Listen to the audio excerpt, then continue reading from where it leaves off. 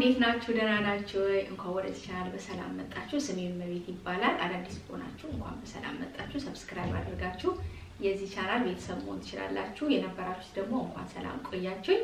ዛሬም በሌላ ቪዲዮ ተመልሻለሁ።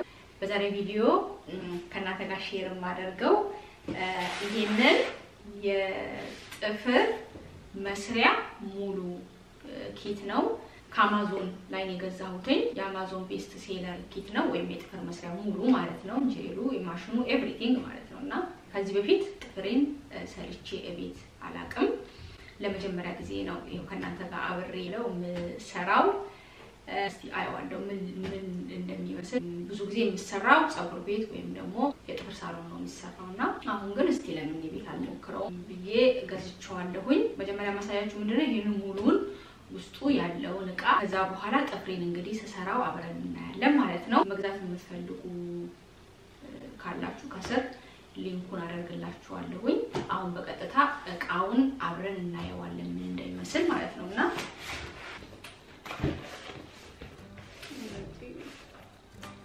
ውስጡ እንደዚህ ማንዋል ውስጡ ያለው እቃና እና ጥፍራችሁን እንዴት እንደምትሰሩት የሚያሳይ ማንዋል አለው። እንዴት አድርጋችሁ ደግሞ ሪሙቭ እንደምታደርጉት የሚያሳይ እንደምታዩት ይሄንን ይመስላል። ውስጡ ብሩሽ አለው፣ የሶሉሽን መገልበጫ ትንሽ ብርጭቆ ነገር አለው። ከዛ ደግሞ ጥፍር መቁረጫ አለው። ከዛ ይሄ ጥፍር ቀለም መቀቢያ እና ብሩሽ አለው ጥፍራችንን ከመወረድ በኋላ ምናጸዳበት ማለት ነው። ኦልሞስት ውስጡ ሁሉም ነገር አለ። ሁሉም የጥፍር ንጽህና መጠበቂያ እና እዚህ ውስጥ እንደምታዩት የጥፍር ጫፍጫፉ ላይ ያለ ዴድ ስኪን ካለ እሱን መቁረጫ ነው። ይሄኛው ደግሞ ጄሉን መቀቢያ እና በብሩሽ ማስተካከያ ነው። የሚቀጥለው ደግሞ ጥፍር ወደ መግፊያ ነው። እንደዚህ ጥፍራችንን ወደ መንገፋበት ማለት ነውና የሚቀጥለው ደግሞ ቪታሚን ሲ እና የተለያዩ ቅልቅል ያለው ዘይት ነው። ከጨረስን በኋላ እጃችንን የምንቀባው ያው ወዝ እንዲያደርግልን ማለት ነው። ይሄ ያው ብሩሽ ነው የጥፍር ብሩሽ። ይሄኛው ደግሞ የተለያዩ ጌጣጌጦች አሉት ውስጡና እሱን ጥፍራችሁ ላይ ቀስ አድርጋችሁ የምታስቀምጡበት ነው ለማሳመር ማለት ነው። እና ይሄኛው የሚቀጥለው የጥፍር ቆሻሻ ማውጫ ነው ማለት ነው። አሁን የምናየው ሶሉሽኑን ጥፍር ቀለምና እንደ ጥፍር ማጠንከሪያ የሚመስል ከስር ጥፍራችንን መጀመሪያ ጄሉን ከመለጠፋችን በፊት የምንቀባውና ጄሉን ከለጠፈን በኋላ እንዲያወዛልን የምንቀባው የጥፍር ማጠንከሪያ የሚመስል ነገር ነው። እና ሶስት አለው። ሶስት መጀመሪያ የምንቀባው ጥፍራችንን የምንቀባው ከዛ ከጥፍር ቀለም በኋላ የምንቀባው ውሃ ከለር የመሰለና ከዛ ደግሞ አራት አይነት ጥፍር ቀለም አለው። አንደኛው እንደሚያብረቀርቅ ነው። ሶስቱ ደግሞ ኖርማል ጥፍር ቀለሞች ናቸው። ያኛው ደግሞ ሶሉሽን ነው። ሶሉሽን ማለት ጄሉን ጥፍሩ ላይ ካደረግን በኋላ ሰሰራው አሳያችኋለሁ። ከዛ የምንልበት ነው የምናለሰልስበት ማለት ነው። በደንብ እንዲዳረስ የሚለጥጠው ማለት ነውና ይሄ እሱ ሶሉሽን ነው። ከዛ ደግሞ ያው እነዚህ ጄሎቹ ናቸው። ጥፍር ላይ እየለጠፈን ጥፍር አለ ጥፍሩ ላይ ያደረግን አስተካክለን ያው ጥፍር የሚሆኑት ማለት ነውና ወደ 5 ነው። የተለያየ አይነት ከለር አላቸው። ነጭ አለ፣ ፒንክ አለ፣ ደማቅ ፒንክ አለ፣ ወይን ጠጅ አለ እና ደግሞ ውሃ ከለር አለ። እንደዚህ ጥፍር ከለር ማለት ነውና እኔ ለዛሬው ፈዛዛውን ሮዝ እጠቀማለሁ ማለት ነው። ከዛ እንግዲህ የምታዩት ጥፍሩን ማስለቀቂያ ነው። ጥፍሩን ከተጠቀማችሁበት በኋላ መንቀል ስትፈልጉ ጥፍሩን መንቀያ ነው። በጣም ብዙ ነው። ከዛ እነዚህ ደግሞ ጥፍሩን ምናስጌጥበት የተለያየ አይነት ዲዛይን ነው። ይሄኛው ደግሞ ጥፍሩ ነው ዋና ጥፍሩ ማለት ነው። 5 አይነት ነው ለሁሉም ጣት እና እዚህ ላይ ነው ጄሉን እያደረግን ምን ለጥፈው ማለት ነው። ይሄኛው ደግሞ ሌላ ቅርጽ ማውጫ ነው።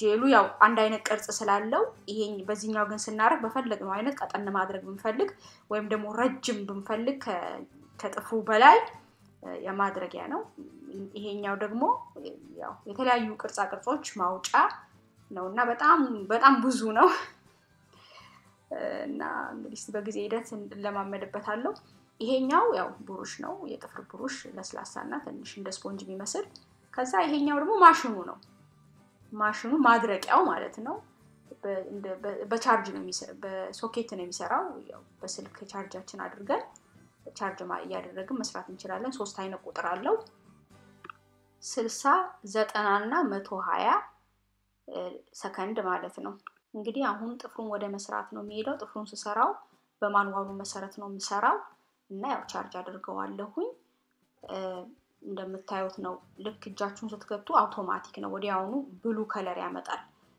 እና የመጀመሪያውን እንደፈለጋችሁ ማድረግ ትችላላችሁ ትፈልጉ 60 ሰከንድ 1 ደቂቃ ብትፈልጉ 1 ደቂቃ አለው ብቻ እዛ ላይ ባለው መሰረት እንትኑ ማኑዋሉ በሚጠቁማችሁ መሰረት በዛ ማድረግ ትችላላችሁ ጥፍሬን አጽድቼዋለሁ እንዲው እሞርደዋለሁኝ ከላይም ጥፍሩን እንዲይዝ መሞረድ ስላለብኝ ጥፍሩን ራሱ ከላይ ጥፍሩን እሞርድና አዘጋጀዋለሁኝ ከዛ እንግዲህ መቀባው ይሄ የጥፍር ማጠንከሪያ የሚመስል አለ መጀመሪያ የሚቀባ ማለት ነውና እሱን ነው መቀባው ጥፍሩን ከመትከሌ በፊት ማለት ነው ከዛ ይሄንን ካደረግን በኋላ ማኑዋሉ ላይ 60 ሰከንድ እንትን በሉት ይላል አድርቁት ይላል 60 ሰከንድ ለሁለቱም አደርቀዋለሁ ማለት ነው እሱን ካደረኩ በኋላ ቀጥታ ወደ ጥፍር መስራት ነው መገባው ከዛ እንግዲህ ያው እንደምታዩት ወደ ስራው እንገባለን በጣም ይቅርታ እዚህ ጋር አውራጣቴን ሰርቻለሁ ምክንያቱም ካሜራዬ ቻርጅ ጨርሶ ሳላስተውል እንግዲህ አሁን የሚቀጥለውን አብረን እንሰራለን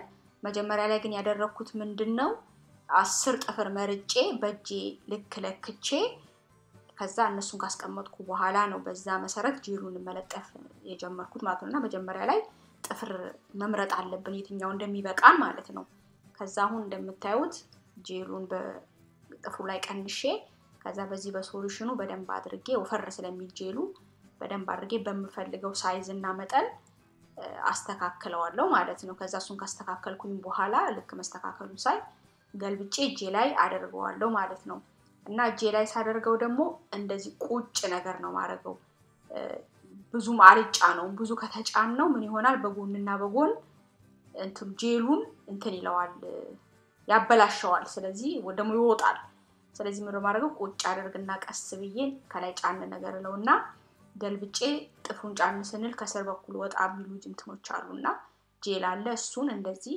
በሶሉሽን በደንብ አድርጌ አስተካክለዋለሁኝ ማለት ነው እንደ ጥፍር ውስጥ ያው ጎርጎድ እንዲል ከዛ ያው ማሽን ውስጥ እንዲደርቅ አከተዋለሁ ማለት ነው እና ያው 120 ሰከንድ ያህል አስቀምጠዋለሁ እና እስቲ ውጤቱን አብረን እናያለን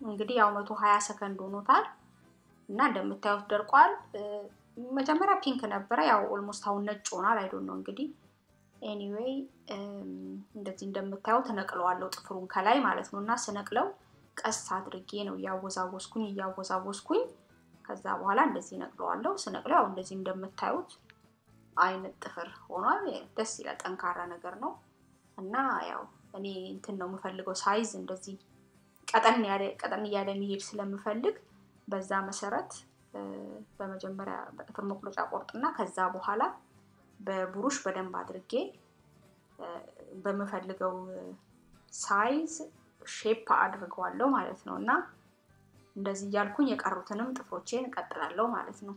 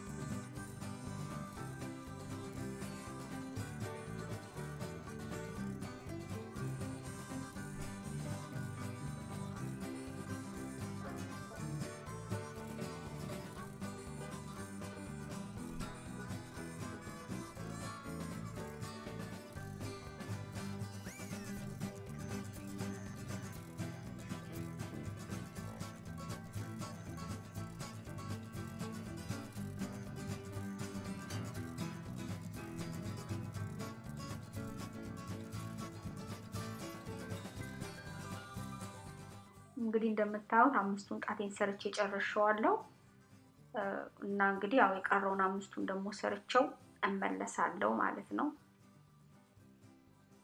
እንግዲህ እንደምታዩት 10ን ጣቴን ጨርሻለሁኝ በመፈልገው ሼፕ ማለት ነው። ሳይዝ እና ሼፕ። ከዛ እንግዲህ ጥፍር ቀለም ቀባዋለሁኝ እንደ ደማቅ ፒንክ ወይን ጠጅ የሚመስል ከለር ነው። ከመሃል አንዱን ነው እና 10ን ጣቴን ከቀባው በኋላ 60 ሰከንድ ማሽን ውስጥ አስቀምጠውና እንዲደርቅ አድርገዋለሁ ማለት ነው።